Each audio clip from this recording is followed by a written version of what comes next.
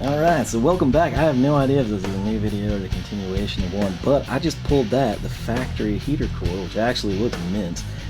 Granted, it's 20 years old, so it's probably starting to plug up, but in terms of like corrosion or leaks, it is solid, which I did not know when I pulled it.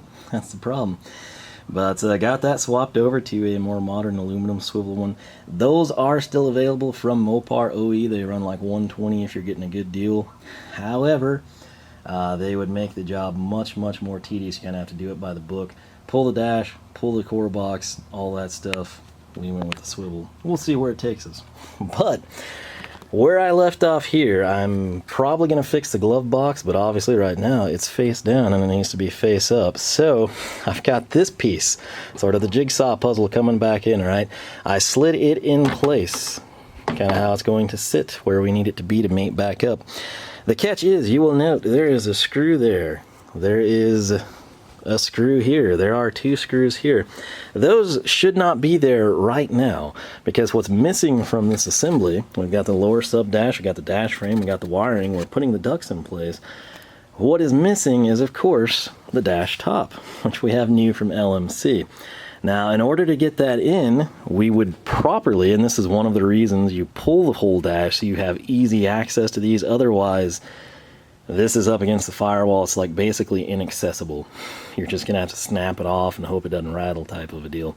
Speaking of snapped off though, that's exactly what this is. This is the factory dash right here on that screw. If I come in and start turning it, you can see it's cracked, it's severed, you can see the threads of the screw there. So what I need to do is free all of these from this section of ductwork, so we will have them to fasten them back to the LMC dash. I know that seems complicated, but just run with me on it, right? So this is sort of our made up point right there. You can kind of see the keyhole drop down to the threaded slot. But all these have to come off so we can utilize them on the LMC dash. So I'm going to be working on doing that. Probably just can hold it in one hand and spin it with a screwdriver in the other, or possibly grab some pliers, who knows. Gonna get started on that, and I don't know if we'll put the dash skin on or flip it. There's a lot going on here. There's still a glove box repair, which we could do here or in the truck. There's the aftermarket stereo we could test fit here or in the truck. And then there's the dash cap, which we could either do now or later, but we're going to do that before it's in the truck. So I'm going to gather my thoughts here while I break these off, see what I think would actually work out best for us, and I will catch you back in just a little bit. Alright, so not sure that I've gotten to showcase this, but these are defroster vents, and they are a vital piece that we need to transfer from the factory dash to the LMC. This is the driver's side, believe it or not, not that you'd ever know, since half of the dash is missing. But right there, that is the key attachment point that you can see. That is the main one. That's going to be what keeps this in place. It's going to be right above the vent. This would have swung out and gone to one of the defrost vents or a brace, and I'm not sure which because the plastic's broken. So we'll figure that out, but you can kind of see right there, there is our defroster vent. If I take you back, not to that piece, but to this one, we have the passenger side, and it is not quite as involved. It just has one right there in the corner. You can kind of see the seals, which the seals LMC actually included, but that's all there is. They just kind of tuck into place like so. If I don't trip over my sawhorse, taking you this way, I've got this threaded back in, I believe, as best as we can do. Again, right here, this would be the driver's side defrost vent. That's where it would mate up. Coming over here, similar setup to the passenger side. I got a lot of change on the ground. I didn't ever figure out how to take that like ashtray that I use for a coin holder out. So periodically it just sprinkles money on the floor for me to find later. That said, I got all those removed. Just use some needle nose pliers, hold the plastic in place, break the screw free, then you can kind of do it by hand. I've cleaned it. We have an attachment point here. We've got this brace coming up right to that point. Similarly on this side, it's right in the middle. This one here, it's got the two bolts. Then we have that piece.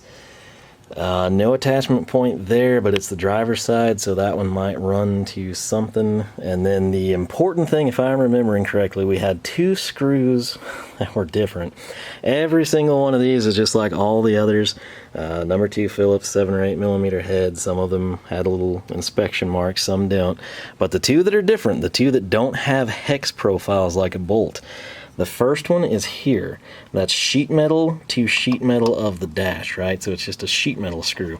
It's not got the hex edges.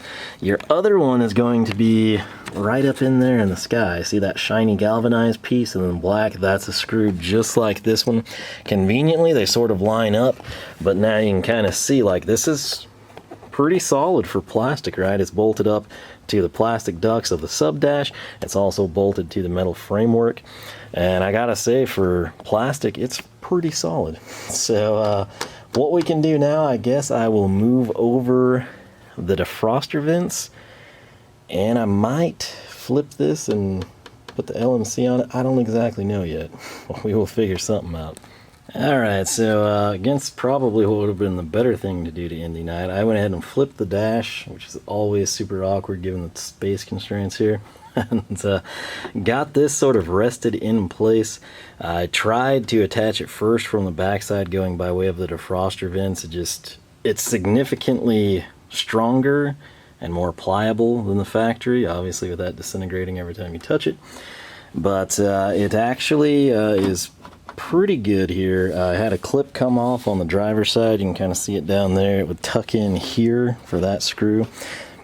But basically what I think I'm going to do is get this fastened down on the passenger side above the glove box, and then kind of try to work my way that direction, and then flip it and come back and go to town. So we shall see how it goes. Alright, so we are back. I never know quite where I left off, but I flipped the dash, which is never an easy chore, especially as we assemble more and more.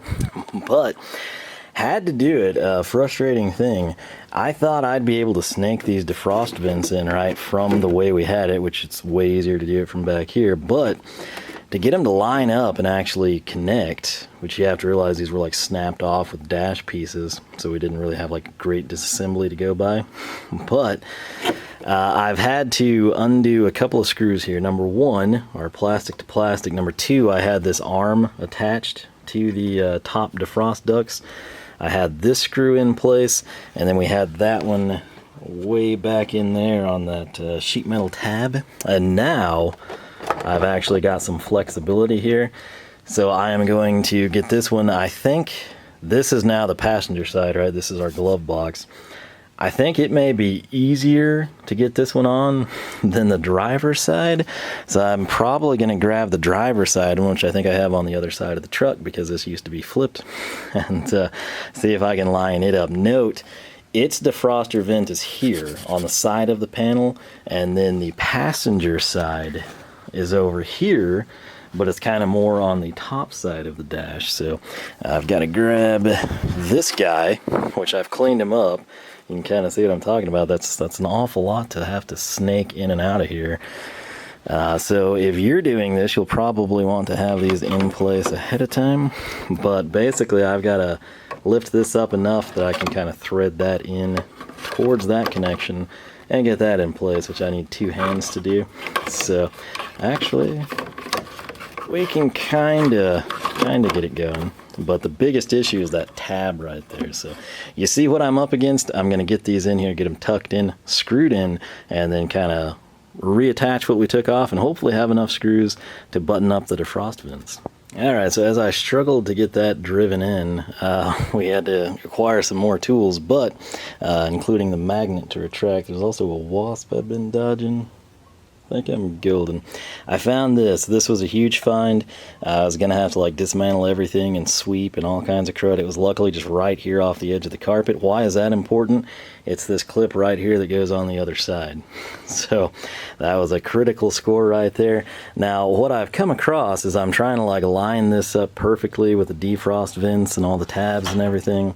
LMC did send some screws. They're vastly different, of course. You know, they're the silver ones here. They came with flat washers, and it was really hard to drive pretty much everything factory that I've sent into this replacement cap, and I got thinking about it, and I was like, well, you know, they did send screws. I wonder what the catch is there. Of course, I can find nothing online about where they want you to use these. There's a total of 15 here, and then you saw the 16th one in the truck.